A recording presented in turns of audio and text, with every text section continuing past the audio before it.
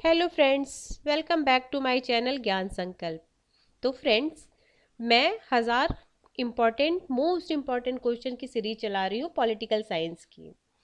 तो ये मेरी तीसरी वीडियो है। इससे पहले मैंने 2 वीडियो इसकी डाल चुकी हूँ और मैं क्लास स्टार्ट से पहले ही आपको कुछ आर्टिकल्स बताते जाऊंगी ताकि आपको धीरे धीरे सारे आर्टिकल्स भी याद हो जाएंगे। तो पिछली क्लास में मैंने संविधान के भाग 1 की संघ और उसके राज्य क्षेत्र की आर्टिकल 1 से 4 तक बताई थी। आज मैं आपको नागरिकता जो भाग 2 में है और 5 से 11 तक जिसके आर्टिकल है मैं आपको बताने जा रही हूँ। ये आपको सुन के धीरे धीरे आपको सारे आर्टिकल्स याद होते जाएंगे। मैं तो देखो, आर्टिकल 5 में संविधान के प्रारंभ पर नागरिकता। संविधान फिर आर्टिकल 6 में है आपको पाकिस्तान को प्रव्रजन करने वाले कुछ व्यक्तियों के नागरिकता का अधिकार। आर्टिकल सॉरी आर्टिकल 6 में है भारत पाकिस्तान से भारत के प्रव्रजन करने वाले कुछ व्यक्तियों के नागरिकता के अधिकार। 7th में है पाकिस्तान के प्रव्रजन करने वाले कुछ व्यक्तियों के नागरिकता के अधिकार। ठीक है। आर्टिकल 8 में है भारत से बाहर रहने वाले भारतीय मूल के कुछ व्यक्तियों के नागरिकता के अधिकार। आर्टिकल 9 में है आपको विदेशी राज्यों की नागरिकता स्वेच्छा से अर्जित करने वाले व्यक्तियों का नागरिक न होना। देखो 10 ये क्या है, जो 9 है वो क्या बोलता है, विदेशी राज्यों की नागरिकता स्वेच्छा से अर्जित करने वाले व्यक्तियों का नागरिक न होना। यानी हमारे संविधान में एकल नागरिकता है। अगर आप किसी और देश की नागरिकता ले लोगे और तो आपकी नागरिकता स्वतः ही समाप्त हो जाएगी। वो आर्टिकल किसके अनुसार है? आर्टिकल 9 के अनुसार। आर्टिकल 10 क्या कहता है? आर्टिकल 10 कहता है नागरिकता के अधिकार का बना रहना। आर्टिकल 11 कहता है संसद द्वारा नागरिकता के अधिकार का विधि द्वारा विनियमन किया जाना। तो फ्रेंड्स, आज मैंने आपके संविधान के भाग 2 की नागरिकता से संबंधित जितने जो भी आर्टिकल है, 5 से 11, ये भी आप याद रखिए, ये 5 से 11 तक किस आर्टिकल का है? नागरिकता के बारे में जो दिया गया आर्टिकल है। ठीक है।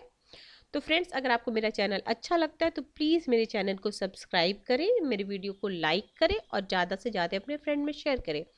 तो आज की क्वेश्चन सीरीज मैं स्टार्ट करने जा रही हूँ। तो मेरा देखिए, नंबर से मत जाइए, ये मेरा 51 क्वेश्चन होगा। ठीक है। अब ये देखिए क्वेश्चन क्या है, निम्नलिखित में से किसने कहा था कि राजनीतिक सिद्धांत राजनीतिक व्यवस्था के एक अमूर्त मॉडल का सूचक है? तो ये बोले थे W.T. ब्लूमहन। कौन बोले थे? W.T. ब्लूमहन। ठीक है। अगला क्वेश्चन है, निम्नलिखित में से कौन सा कथन सही नहीं है? तो देखो, शास्त्रीय राजनीतिक सिद्धांत गुणवत्तापरक होता है, व्यवहारवादी राजनीतिक सिद्धांत मात्रात्मक होता है, उत्तर व्यवहारवादी राजनीतिक सिद्धांत गुणवत्तापरक और मात्रात्मक दोनों होता है, व्यवहारवाद सिद्धांत एंग्लो अमेरिकी मॉडल के साथ विशेष रूप से संबंधित नहीं है। क्या बोल रहा है? इसमें से कौन सा कथन सही नहीं है बोल रहा। ठीक है। ये मैंने आपको पिछली बार जब भी मैं क्वेश्चन सॉल्व कराती हूँ तो इस पे फोकस करने के लिए बोलती हूँ, ये क्या बोल रहा है, कौन सा नहीं है। तो एक बार मैं फिर से इसका ऑप्शन बताती हूँ। देखो, शास्त्रीय राजनीतिक सिद्धांत गुणवत्तापरक होता है। ठीक है, होता है। व्यवहारिक राजनीतिक सिद्धांत मात्रात्मक होता है। ठीक है, होता है। उत्तर व्यवहारवादी सिद्धांत गुणात्मक मात्रात्मक दोनों होता है। बिल्कुल सही बात है। व्यवहारवादी सिद्धांत एंग्लो अमेरिकी मॉडल के साथ विशेष रूप से संबंधित नहीं है। क्यों नहीं संबंधित? संबंधित तो है ना। तो देखो, इसका मैं इसको एक्सप्लेन भी करती हूँ, इसका आंसर ये क्यों नहीं होगा, मतलब इनमें से कौन सा कथन सही नहीं है ये बोल रहा है। यहाँ अगर बोलता हाँ तो होता, ये नहीं बोल रहा एंग्लो अमेरिकी मॉडल के साथ विशेष रूप से संबंधित नहीं है, तो ये गलत हो जाएगा। देखो, यह कथन है कि व्यवहारिक सिद्धांत एंग्लो अमेरिकी मॉडल के साथ विशेष रूप से संबंधित नहीं है, बल्कि व्यवहारवादी उपागम शुरुआत डेविड ईस्टर ने किया था। ये भी आपको पता होना चाहिए, अगर नहीं है तो आप प्लीज लिख लीजिए। अमेरिकी विचारक 1950 के दशक में राजनीतिक विज्ञान के क्षेत्र में ईस्टर्न ने के ही समकालीन अमेरिकी राजनीतिक विचारक रॉबर्ट डहल एवं हाइज यूलो भी व्यवहारवाद उपागम के उन्नयक माने जाते हैं। ठीक है, अब व्यवहारवाद से संबंधित कुछ तथ्य दिया गया। हाँ, ये बुक आप लिख लीजिए। चार्ल्स, बौद्धिक व्यवहारवाद का बौद्धिक प्रणेता किसको बोलता है? चार्ल्स ई मेरियम को बोलता है। और इनकी बुक बहुत बार पूछ लेता है, न्यू एस्पेक्ट ऑफ पॉलिटिक्स। इनकी बुक का नाम लिखिए, मेरियम की, चार्ल्स मेरियम की बुक का नाम है न्यू एस्पेक्ट ऑफ पॉलिटिक्स। और हेराल्ड लॉसवेल की कृति है, ये भी हेराल्ड लॉसवेल की तो बहुत ही इंपॉर्टेंट है। मतलब दोनों इंपॉर्टेंट, तो ये तो बहुत ही ज़्यादा। ये तो आपको जैसे चार मिलाने वाला जो आता है थिंकर और उसके बुक्स, उसमें तो बहुत टाइम आप देखिएगा इनकी बुक का नाम आता है। तो इनकी बुक का क्या नाम है? हेराल्ड लॉसवेल की बुक है ना, who gets what when how. Who gets when what when how, 1936 में व्यवहारवाद की नींव रखी। ठीक है, ये दोनों बुक आप लिख लीजिए। अगला क्वेश्चन चलते हैं। निम्नलिखित में कौन सा कथन सही नहीं है? मतलब नहीं है, ठीक है, इसमें भी फोकस कीजिए, नहीं है। तो नव उदारवाद का तात्पर्य शास्त्रीय उदारवाद में रुचि के महत्वपूर्ण पुनर्उज्जीत जीवन से है। ठीक है, ब्रिटेन में नव दक्षिणपंथी राजनीतिक दलों ने नव उदारवादी विचार ग्रहण किए। शास्त्रीय उदारवाद पुनरुज्जीवन 1970 के दशक में विश्व मंदी के प्रारंभ में एक प्रतिक्रिया के रूप में हुआ था। क्वेश्चन है, टी.एच. ग्रीन ने स्वतंत्रता के बारे में केवल शास्त्रीय उदारवाद धारणा को स्वीकार किया। ये गलत है, बाकी सब सही है। देखो, टी.एच. ग्रीन सिर्फ शास्त्रीय क्यों बोले? ये तो सकारात्मक वो थे ना, सकारात्मक स्वतंत्रता के पक्षधर थे, तो ये शास्त्रीय उदारवाद को स्वीकार क्यों करेंगे? ठीक है, तो अगला क्वेश्चन हम चलते हैं। अगर आपको इसका एक्सप्लेनेशन पढ़ना है तो आप प्लीज वीडियो को रोक के आप पढ़ लेना। ठीक है, मैं आगे चलती हूँ। आगे क्वेश्चन है, जॉन रॉल्स के सामाजिक न्याय की अवधारणा को निम्नलिखित में से किसने एक मारीचिका के रूप में कहा था? ये शायद आप लोग ये क्वेश्चन जानते हैं, ये भी क्वेश्चन बहुत बार एग्जामों में आया है। फेडरिक हैयक बोलते हैं। ठीक है, अगर ये आपको पता है तो ठीक है, नहीं पता है तो रॉबर्ट, ऐसा लिख लीजिए, जॉन रॉल्स के सामाजिक न्याय को मृगमाचिका किसने बोला? तो हैयक। आप थोड़ी सी कीवर्ड में बस लिखिए, इतने लंबा क्वेश्चन लिखने की जरूरत नहीं है, शॉर्ट फॉर्म करके इसको आप लिख लीजिए। अब अगला है, हाँ, अब इनकी बुक का नाम भी बहुत बार पूछता है। देखो, बुक ऐसे ही ना करते करते आपके पास इतने सारे बुक्स और थिंकर के नाम लिखवा दूंगी मैं कि आपको इससे बाहर क्वेश्चन आएगा ही नहीं, जितना मैं कराते जा रही हूँ। और अगर आप नोट डाउन सही में कर रहे हो तो आप फिर कोई भी क्वेश्चन उठा के देखोगे, इससे बाहर बुक नहीं आएगी।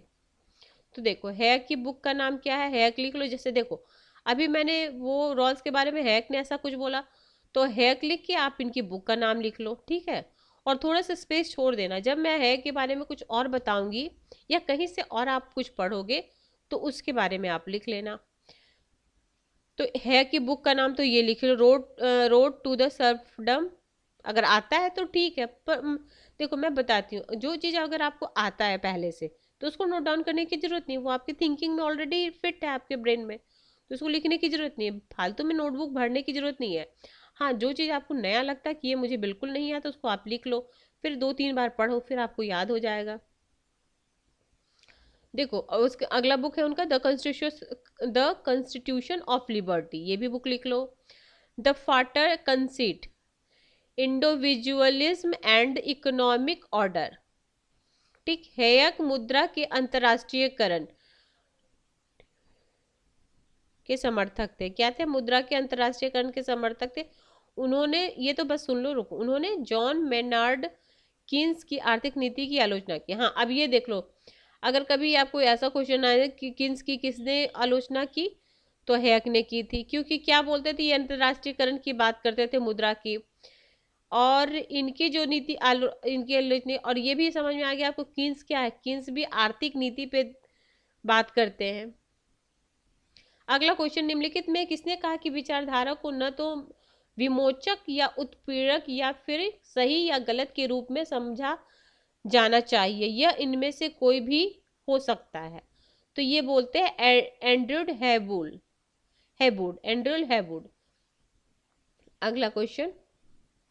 अगला क्वेश्चन मैच द फॉलोइंग है। ठीक है, 1917, 1918, 1921, 1934। अब ये माओ के बारे में देखो, आपको माओ के बारे में कितनी, चलो ठीक है, अब लिखो इसका 1917 में क्या हुआ था। 1917 में हुआ था आपको, माओ ने लियो साउंग ची से मुलाकात की थी। अब ये देखो माओ की पूरी गाथा ही इसमें लिख, जिस माओ ने को अच्छे से पढ़े होंगे वही ये कर पाएंगे। देखो अगला है, फिर है 1918 में क्या हुआ था। 1918 में हम माओ पिकिंग विश्वविद्यालय में पुस्तकालय सहायक बने। ठीक है, आप लिख लो माओ के बारे में जो है ये लिख लो। माओ से रिलेटेड या कोई ना कोई एक क्वेश्चन तो हर एग्जाम में पूछता है। अभी रिसेंट में तो माओ काफी इंपॉर्टेंट है। आप किसी भी एग्जाम का क्वेश्चन पेपर उठा के देख लो, उसमें माओ से रिलेटेड क्वेश्चन पूछता है। माओ हो गए, रॉल्स हो गए, अंबेडकर हो गए, गांधी तो मतलब पूछा ही जाता था। मार्क्स भी बहुत ही इम्पोर्टेंट थिंकर हैं। तो मैंने मार्क्सवाद की भी वीडियो अपने चैनल में डाली है, तो प्लीज़ आप देख लेना उस, और मार्क्स से रिलेटेड मैंने एमसीक्यू भी कराई है।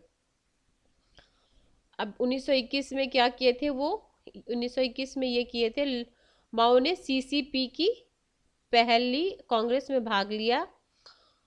और 1904 माओ ने अपने ऐतिहासिक लंबा मार्च प्रारंभ किया।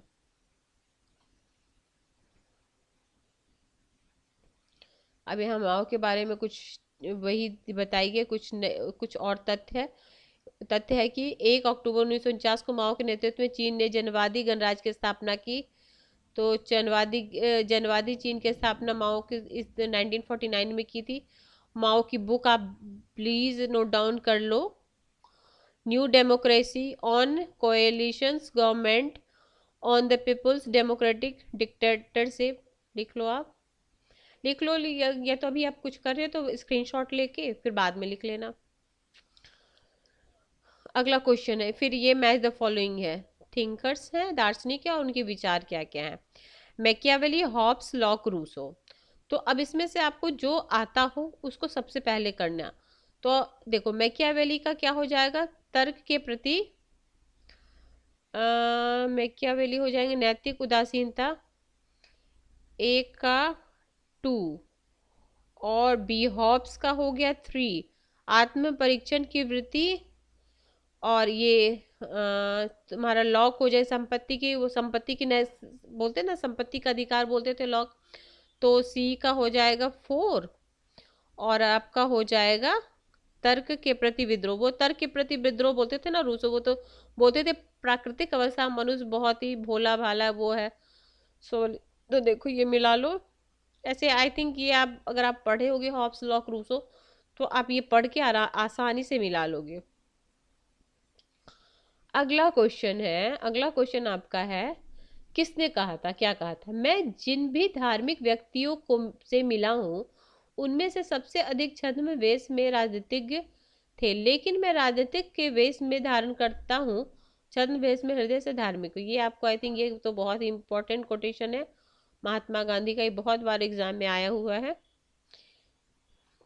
ये तो 2-3 बार आप सुनोगे याद हो जाएगा, धर्म से रिलेटेड है वो।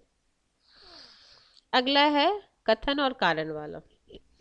कथन और कारण वाला क्वेश्चन को हल सॉल्व करने से पहले मैं तो भले बोलती हूँ, लेकिन आप इस वीडियो को रोक दो, फिर खुद से पढ़ो, फिर खुद से देखो आप क्या आंसर लगा रहे हो, फिर मेरी बातें सुनो, ठीक है। ऐसे ही जब मैंने इतने सारे कथन कारण के क्वेश्चन करा चुकी हूँ मैं तो अब आपको क्या मैं जो करा चुकी हूँ आपको समझ में आया, तो सबसे पहले आप इस वीडियो को अभी रोक लो, फिर उस क्वेश्चन को पढ़ो, फिर उसका आंसर खुद से दो।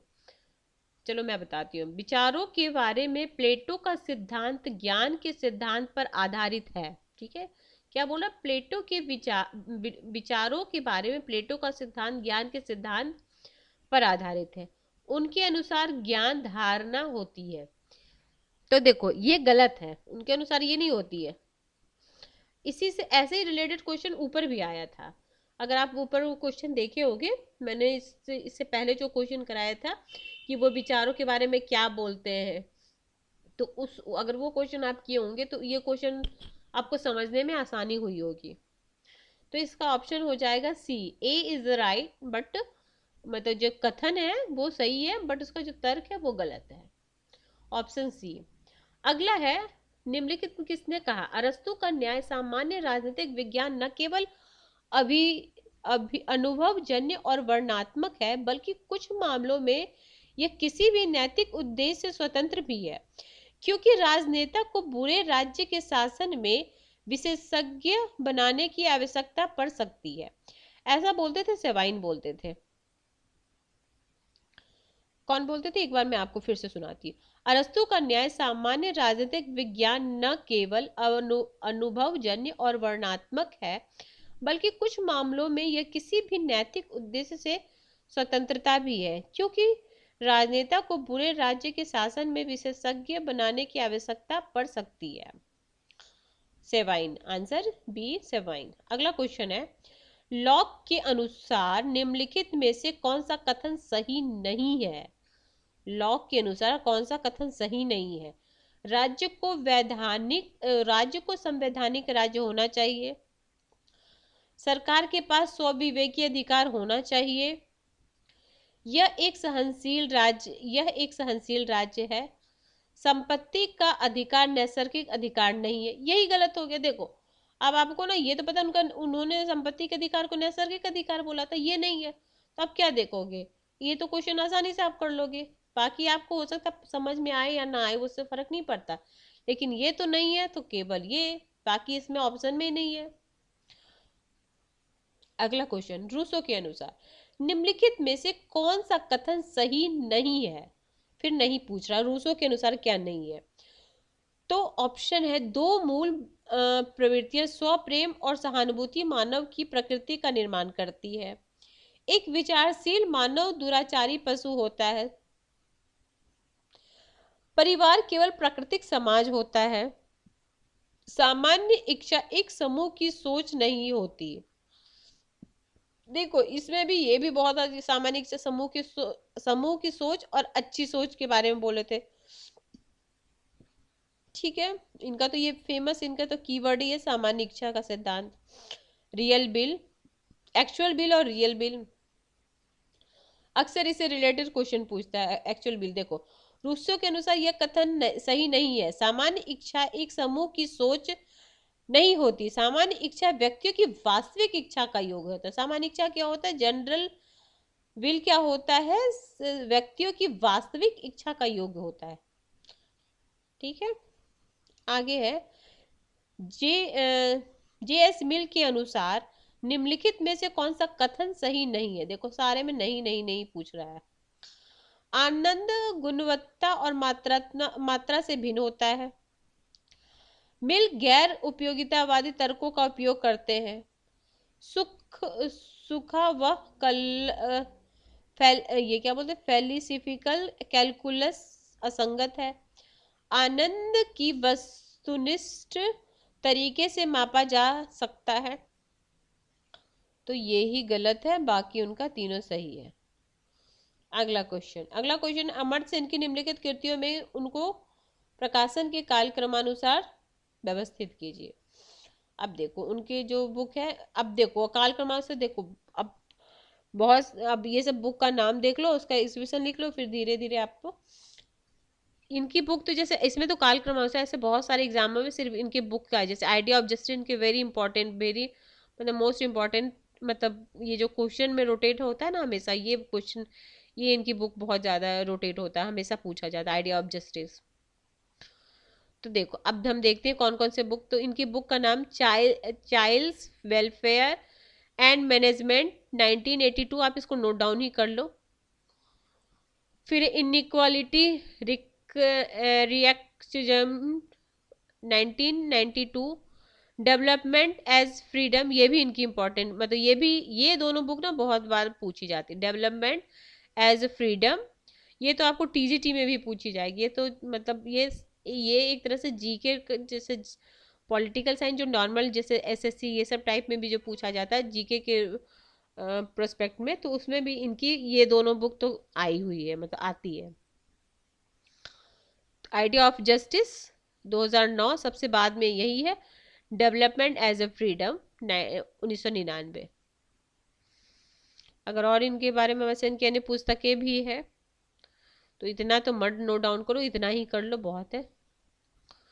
अगला है मैजनी और अरविंदो के विचारों में अत्यधिक समानता है।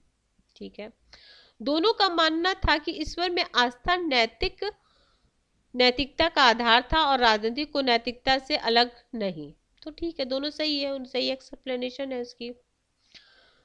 फिर है आपका 16, क्वेश्चन 16, सामाजिक विज्ञान में अपनाए गए सामान्य व्यवस्था सिद्धांत के सही क्रम की पहचान कीजिए। तो सबसे पहले पता क्या आया था? निर्जाति या एंथ्रोपोलॉजी तुम बोलो, वो आया। फिर समाजशास्त्र आया, फिर तुम्हारा मनोविज्ञान, फिर राजनीतिक होगा, फोर्थ बाद में होगा। ये तो पता, देखो फोर्थ बाद में होगा, ये पहले होगा, 3 पहले होगा और फोर्थ बाद में होगा। तो 3 2 1 4। अगला क्वेश्चन, ये जितने भी मैं क्वेश्चन करा रही हूँ वेरी वेरी इंपॉर्टेंट क्वेश्चन है। आप प्लीज इसको 2 से 3 बार सुन लेना। जो नोट करने के लिए मैं बोल रही हूँ वो नोट डाउन कर लो, और नहीं तो 2-3 बार आप, जैसे एक बार आराम से सुन लो, फिर दूसरी तीसरी बार 2x पे करके थोड़ी सी मतलब स्पीड बढ़ा के सुन लो, तो भी आपको सारे क्वेश्चन अच्छे से कंप्लीट हो जाएंगे। लोग, और मैं इसका एक्सप्लेन भी कर रही हूँ, तो इससे आपको जो मतलब जो इसकी थ्योरी, जो जो चीज़ आपको नहीं भी आता उसको अच्छे से एक्सप्लेन कर रही हूँ, तो आपके दिमाग में अच्छे से बैठ जाएगा। अगला क्वेश्चन है, लोक संस्थाओं में विश्वास के क्षय के अर्थों में वैधानिकरण संकट शब्दावली किसने विकसित की, जिसका परिणाम राज्य के अवपीड़क उपकरण बनाने के रूप में सामने आता है? निम्नलिखित में से किसने विकसित किया? ये हैबरमास का क्वेश्चन तो इस बार भी पूछा था। वैधता का संकट, देखो सिर्फ यही पूछा था कि वैधता का संकट शब्दावली किसने दी। ये अभी भी इस बार या यूजीसी नेट में ये से पहले पूछा गया है। ये आपको पीजीटी या जीआईसी लेक्चरर आप दोगे या एमपी का दे रहे हो, किसी में भी ये जो वर्ड है ये इन्होंने दिया था। तो बस आप लिख लो, वैधता का संकट वर्ड किसने दिया? हैबरमास। अगला है, संविधान के बारे में निम्नलिखित में कौन सा कथन सही नहीं है? ये राजनीतिक संस्थाओं की रक्षा करता है, बिल्कुल करता है। ये सरकार के अंगों के सभी प्राधिकार स्रोत है, बिल्कुल स्रोत है। ये पारदर्शी सुरक्षा को प्रोत्साहित करता है। यह मूलभूत विधियों को सम्मिलित करता है। तो देखो अब ये आप 4 ऑप्शन पढ़ के आपको ये तीसरा समझ में आ जाएगा, सी बिल्कुल गलत है। अगला है, निम्नलिखित में से कौन सी यूरोपीय विचारक राजनीतिक विजन के सिद्धांत से संबंधित है? ये मैंने पिछली क्लास में आपको बताया था। विजनवादी सिद्धांतकारों के नाम कौन कौन थे? पेरेटो, मोस्का को आप जानते हैं, बाकी ये दोनों मैंने नहीं बताया था। तो ये पेरेटो और मोस्का तुम्हारे हो गए विजनवादी। एलिट्स जो सिद्धांत है उसके, इस मिचेल्स हो गए और इस पेरेटो, इनके सारे के मैंने सिद्धांत भी बताया। सर्कुलेशन सिद्धांत, आयरन लॉ ऑफ ऑलिगार्की, ये सब मैंने पिछले क्लास में बताई आप लोग को, इसलिए इसको मैं ज़्यादा एक्सप्लेन नहीं करी इस क्लास में। अगला क्वेश्चन है, निम्नलिखित में कौन हित समूहों और दबाव समूहों के बीच कोई भेद नहीं करते? कौन से जो हित समूह और दबाव समूह के बीच भेद नहीं करते? तो वो आपके जेम्स कॉलमैन करते हैं, बाकी ये तीनों करते हैं, ये नहीं करते, ये नहीं करते। जो पूछ रहा है कौन नहीं करते, इसी में पूछ लेता कौन करते हैं तो ये तीनों का नाम हो जाता है, ब्लॉन्डेल, मायरन वीरर, रॉबर्ट सी वॉन और जेम्स कॉलमैन नहीं करते हैं। अगला क्वेश्चन, परासिकता सिद्धांत के मूल तर्कों की पहचान करें, नीचे दिए गए कूट का प्रयोग करते हुए सही उत्तर दीजिए, चुनिए। तो देखो आप पढ़ते हैं हम एक एक करके। उपनिवेशों के विकास को स्वायत्त व्यक्तियों के बोझ के रूप में देखा जाता है। तीसरा अगला, तीसरी दुनिया जो यानी विकासशील जो चल रही है, विकासशील तीसरी दुनिया के देश प्राकृतिक संसाधन और सस्ते श्रमिक प्रदान करते हैं, बिल्कुल ठीक है, ये तो सही है, ये तो सही है, करते हैं ना तीसरी दुनिया। फिर है औद्योगिकरण और बाजार व्यवस्था विकास में सहायक होते हैं। विकसित पश्चिम, अब ये क्या पूछ रहा, परासिकता के सिद्धांत के तर्कों की पहचान करें और नीचे ये प्रायश्चित्ता के सिद्धांत से संबंधित पूछ रहा है। ये समझना ये क्या सही है क्या गलत नहीं है, इसमें प्रायश्चित्ता के सिद्धांत के तर्कों के अनुसार कौन सा सही है। विकसित पश्चिमी देश विभिन्न साधनों से प्रायश्चित्ता की स्थिति बनाए रखती है। तो ये fourth and second is the right answer.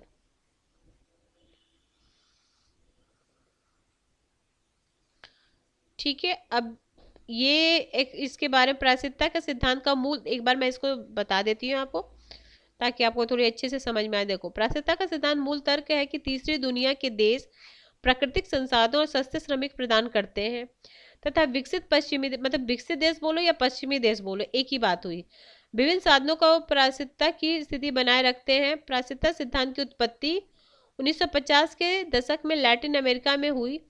इस सिद्धांत के अनुसार अंतर्राष्ट्रीय पूंजीवादी व्यवस्था में अधिक विकसित पूंजीवादी देश अल्प विकसित देशों पर प्रभुत्व बनाए रखते हैं। इसके अनुसार विश्व अर्थव्यवस्था को दो प्रकार के देशों, पश्चिमी यूरोप तथा उत्तरी अमेरिका के विकसित पूंजीवादी देशों जो केंद्र में तथा परिधि में शामिल किए हैं। एशिया, अफ्रीका, लैटिन अमेरिका, ये सब है ना, ये सब अल्प विकसित मतलब विकासशील है या अल्प विकसित बोलो या तीसरी दुनिया के देश बोलो। ठीक है, फिर निर्भरता के सिद्धांत के विकसित देशों के द्वारा अतिरिक्त पूंजी का अधिग्रहण असमानता उत्पन्न भी करता है और उसे बनाए रखने में भी योगदान प्रदान करता है। प्रायश्चित्ता के सिद्धांत के अनुसार औपनिवेशिक युग की शोषण और लूट पाट की व्यवस्था तीसरी दुनिया के देशों को आज भी कायम है। ठीक है, अगला क्वेश्चन है, भारतीय राजनीतिक प्रणाली और अमेरिकी राजनीतिक प्रणाली के बीच निम्नलिखित में कौन सी समान विशेषता है। ठीक है, अवशिष्ट शक्तियां केंद्र के पास है। ठीक है, अवशिष्ट शक्तियां राज्यों के पास है। देखो, अवशिष्ट शक्तियां इंडिया में तो केंद्र के पास है और राष्ट्रपति के पास पॉकेट वीटो, हाँ ये सही है, राष्ट्रपति के पास पॉकेट वीटो यहाँ भी है, यहाँ अमेरिका से ही यहाँ ली गई है। उच्च सदन में कुछ मनोनीत सदस्य, ये यहाँ पे होता है, इंडिया में होता है उच्च सदन में बोलो या राज्यसभा बोलो। तो ये दोनों अलग उल्टा हो गया, जैसे अवशिष्ट शक्तियां जो हमारे यहाँ केंद्र में होती है और अवशिष्ट शक्तियां अमेरिका में राज्यों के पास होती है। तो इसके अनुसार केवल third is right answer, pocket veto अमेरिकी संविधान में दिया गया राष्ट्रपति को और इंडिया में दिया गया। आप कमेंट बॉक्स में बोलो सबसे पहले पॉकेट वीटो किसने लगाया था। निम्नलिखित में से किस प्रकार की नौकरशाही दलीय प्रणाली के प्रति पक्षपात दिखाती है। तो प्रश्रयदात्री नौकरशाही, ये इसका आंसर हो जाएगा। क्वेश्चन 24, एकल हस्तांतरणीय मत प्रणाली में प्रत्येक मतदाता के लिए क्या आवश्यक है। तो इसमें है निर्वाचित होने वाले प्रत्याशियों जितनी वरीयता को इंगित करना, ये इसका राइट आंसर हो गया। अगला क्वेश्चन है कि सरकार की अध्यक्षात्मक प्रणाली के बारे में निम्नलिखित में कौन सा कथन सही है। अध्यक्षात्मक शासन प्रणाली, ठीक है, देखो राष्ट्रपति राज्य सरकार दोनों का अध्यक्ष होता है, यह शक्ति पृथक्करण पर आधारित है। ठीक है, राष्ट्रपति के पद का कार्य निश्चित होता है। ठीक है, फिर सचिव, मंत्री या राष्ट्रपति सीनेट के प्रति उत्तरदायी होते हैं। ये गलत हो जाएगा, तो आपका हो जाएगा 1, 2 and 3 is the right answer. तो फ्रेंड्स आज के लिए इतना ही क्वेश्चन, मैं 25 क्वेश्चन आज भी करा दी हूँ। नेक्स्ट वीडियो में इससे आगे का क्वेश्चन कराऊंगी और आपको कमेंट बॉक्स में बताना है कि इंडिया में पॉकेट वीटो किस राष्ट्रपति के शासनकाल में किस राष्ट्रपति ने लगाया था।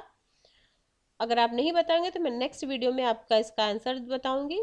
Till then bye bye. अगर आपको अच्छा लगा हो तो प्लीज़ मेरे चैनल को सब्सक्राइब करें, मेरे वीडियो को लाइक करें और अपने फ्रेंड में शेयर करें। Till then bye bye.